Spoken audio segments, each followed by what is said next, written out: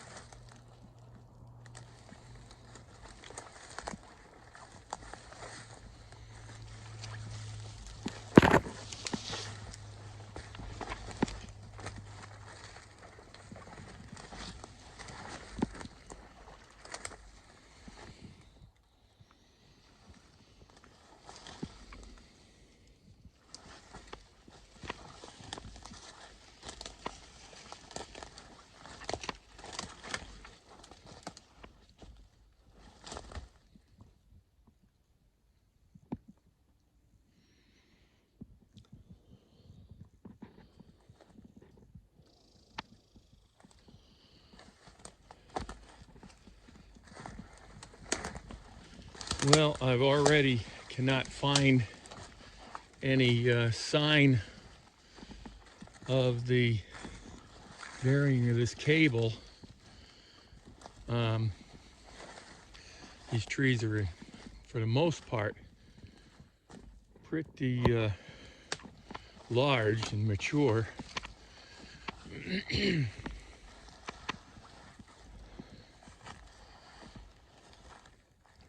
I'm finding a little bit of an indentation in the ground here. I don't know if this is where the ground settled, or it's definitely not easy to find.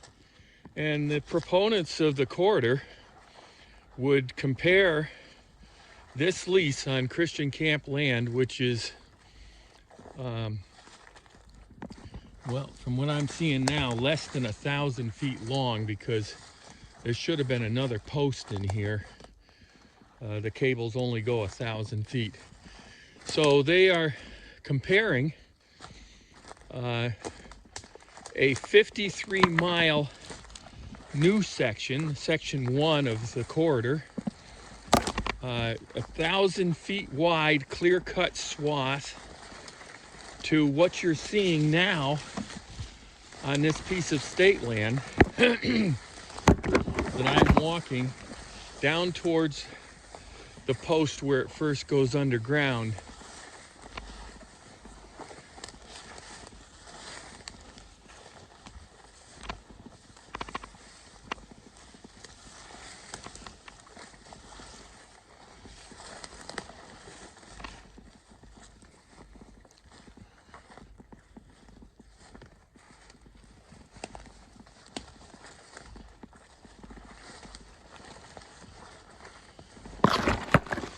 It's ludicrous to think, and I guess some ex-Supreme Court justice has made a statement about how this lease, along with one other, could potentially be affected by a yes vote to stop the corridor.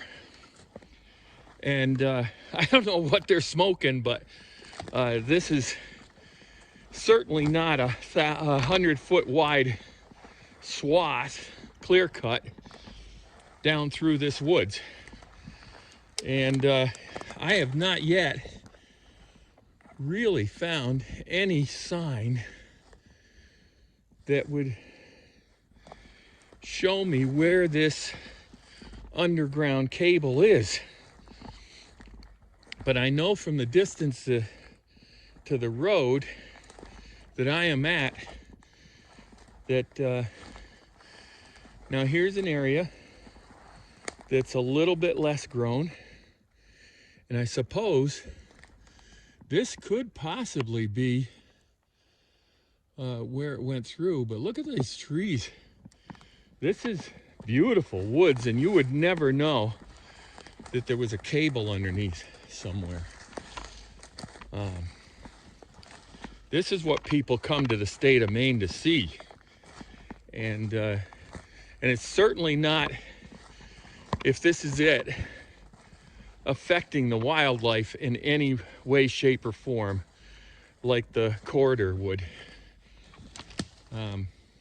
The other thing that people don't realize is the corridor that's being cut. The pro people try to say, well, that's been a working forest for many years, and that's true. But the deal with a working forest is that the trees grow back just like this. I mean, look at it. It's been well over 20 years since this cable was laid underground. There's no poles above ground, nothing to significantly impact this area like the corridor does. So, I don't know. My vote's yes to reject the corridor. And I hope other people are wise enough to see through CMP's tactics. Which, by the way, that ex-Supreme Court judge that they like to tout happens to work for a lawyer firm that represents CMP. So you can see that whenever there's somebody saying, oh, we need the corridor, this is going to be a good thing, yada, yada, there's always some money ties. Somebody's benefiting. Anybody who's not benefiting is against the corridor for the damage it's doing to Maine's woods and wildlife. And, by the way, it will affect the tourism industry up here in the north. So, I don't know. They say a camera's worth 1,000 words, or a picture's worth 1,000 words. If somebody can look at these pictures and tell me where this buried line is, I'd be glad to hear about it. The whole comparison to me is absolutely ludicrous. So here we are. We're getting almost down to 201 now. Like I said, this is less than 1,000 feet, because if there was a post, I would have seen that, I would think.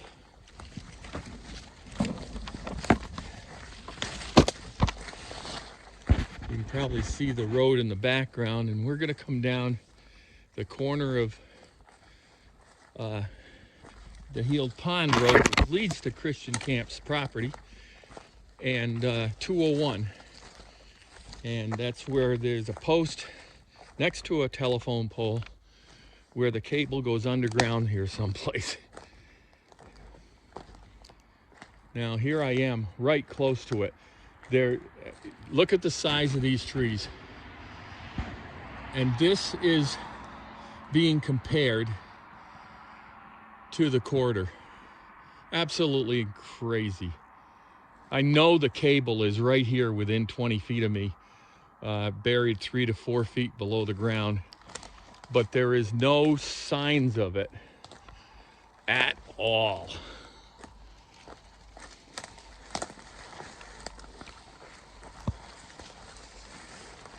Here we come, and there, my friends, is the pole and the post, and you can see right there where it goes underground.